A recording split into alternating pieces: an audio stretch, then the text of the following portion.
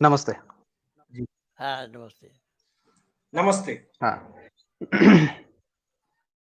अभी कुछ फिलहाल ऐसा इंसान निकला है जो बहुत झूठे बात और झूठे बातों को फैला रहा है।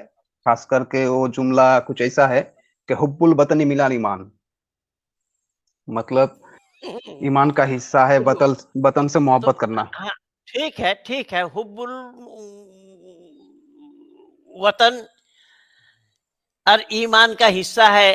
तो किसको आप वतन माना है? आपने वतन तो भारत को माना ही नहीं, तो आप भारत से क्या आप रिश्ता रखेंगे?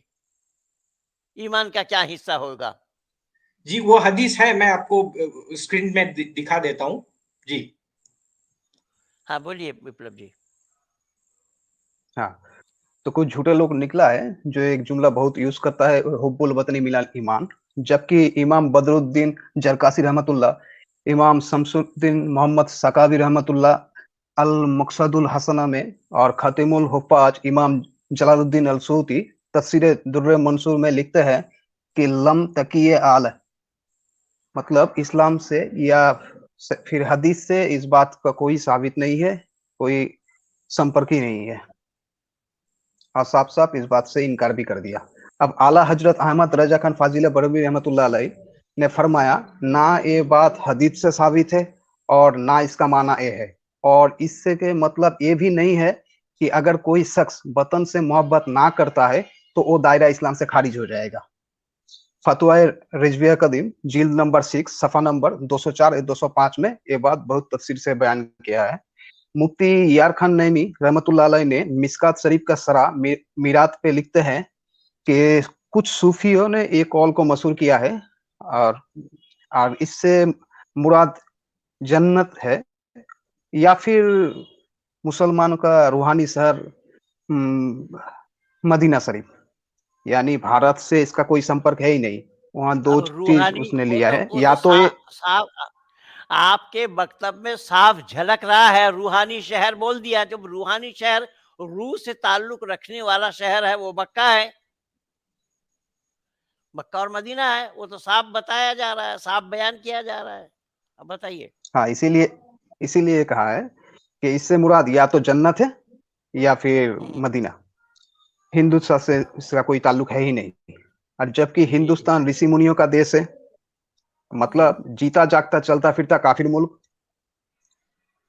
और इस्लाम में मुल्क को 3 हिस्से में बांटा है, दारुल अमन, दारुल इस्लाम और दारुल हर्ब। दारुल अमन है वो कि जैसे मक्का और मदीना, जहाँ कोई जंग नहीं होगा, और दारुल इस्लाम ऐसा है कि जहाँ इस्लाम का हुकूमत चलता है या कुरान के मुताबिक फैसला होता है। और दारुल हर्ब का मतलब ही वो जगह जहाँ जंग किया जाए।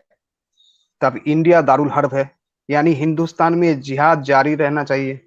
अब मुस्तहिद अरबा के फिका के अनुसार इमाम अब्दुल बाकी रहमतुल्लाह अलैह अल जिहादु साबिलुन पेज नंबर 34 एंड 35 में हिंदुस्तान के मुल्क के लिए फरमाता है, अल जिहादु फर्दन अलल किफाया इजा कमा भी फरीकुम मिलन ना सकता अलल बाकी या इल्लम याकू भी अहदुन अफी व जमिया उन्नास।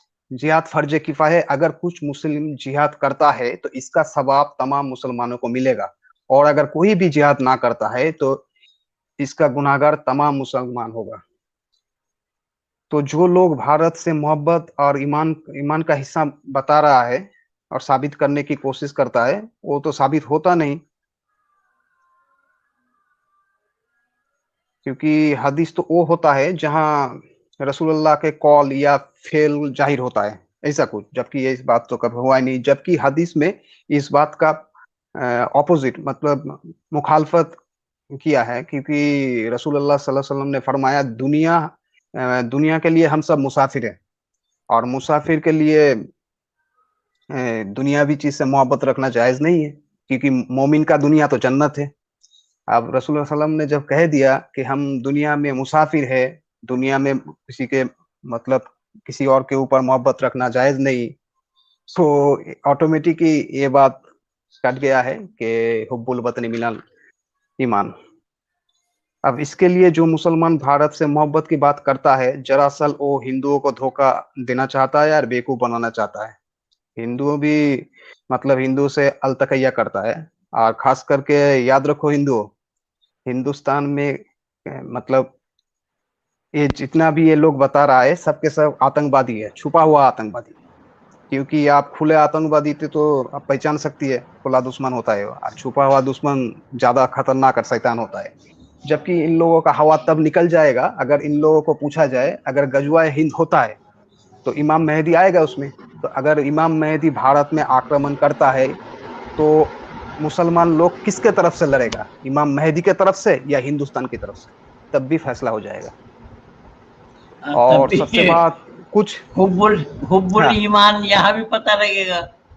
खिड़की से निकलेगा, खिड़की से निकल के बाहर जाएगा ईमान। ये एक बांग्ला भाषा ये में है कहना ना, मोहब्बत खिड़की से निकलता है, ठीक उसी तरह ये भी मतलब देश का मोहब्बत भी खिड़की से निकल के आएगा। और खास करके लोग कुछ इंसानियत का बात करता है तो एक बात मैं तमाम व्यूअर को बता देना चाहता हूँ, इस्लाम इंसानियत से नहीं रिवायत से चलता है। मैं तो और हिंदुस्तान का तो जुबानी है संस्कृत, जी हिंदुस्तान का जुबानी है संस्कृत। तो ये लोग ना हिंदुस्तान का कोई संस्कृति को मानता है या संस्कृत को मानता है तो खामाखा ये प्रोपोगंडा राइज करना अच्छा नहीं। कि मुसलमान लोग अगर हिंदुस्तान से मोहब्बत करना शुरू कर दे तो दायरा इस्लाम से खारिज हो जाएगा खुद ब खुद, रसूल की कॉल। हाँ, तो यही क्योंकि तो मोमिन मुसाफिर है। यही तो परेशानी है ना। तो हिंदू ही तो इस बात को समझने के लिए तैयार नहीं है। मैं बहुत लिखा हूँ इसके ऊपर।